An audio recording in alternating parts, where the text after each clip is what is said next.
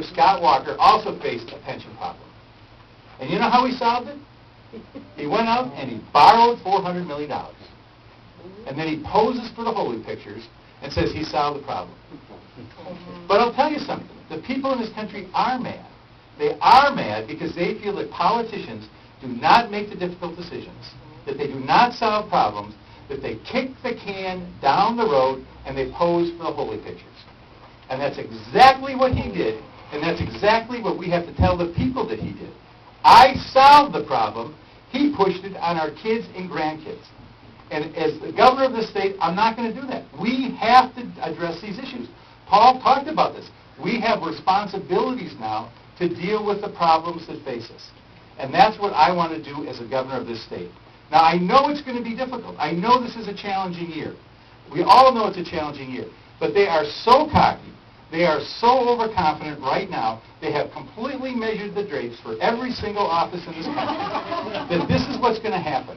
There is a lot of unrest out there. But they're acting like they're running the country already. And this is what's going to happen. By November 2nd, people are going to remember how they ran the country 8 years ago, and they're going to throw them out again because of their cockiness and their overconfidence. But this is what we need. We need the boots on the ground, and that's where you come in.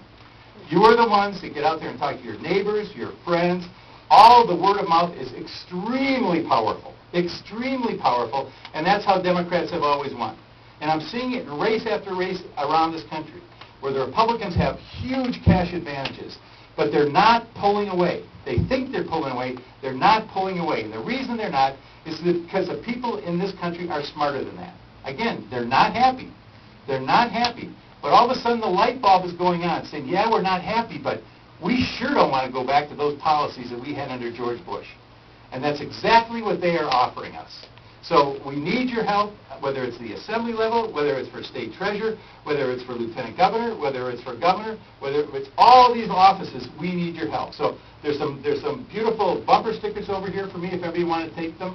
We did a market analysis, just so you understand. You put this on your car, the value of your car goes up $300. We checked it out already, so please take a look at it. But we also have one other thing we have to do. And that is, we are fortunate in this state that for the last 18 years, we have had a United States Senator who time and time and time again has always put the interest of the people of this state before the special interests in Washington. We are blessed to have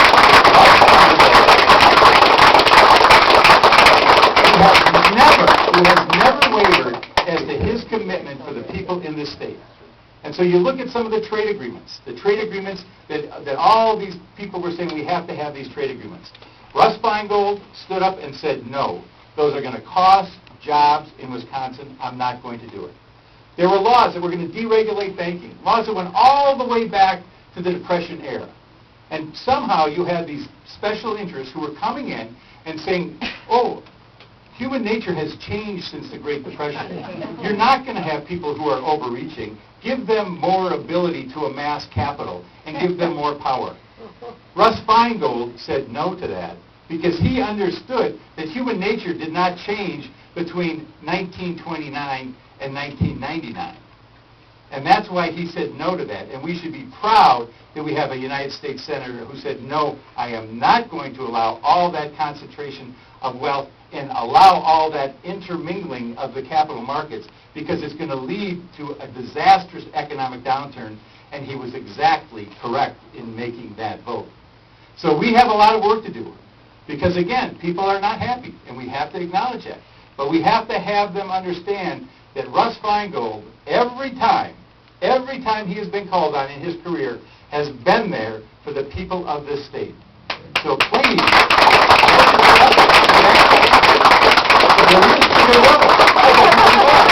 so please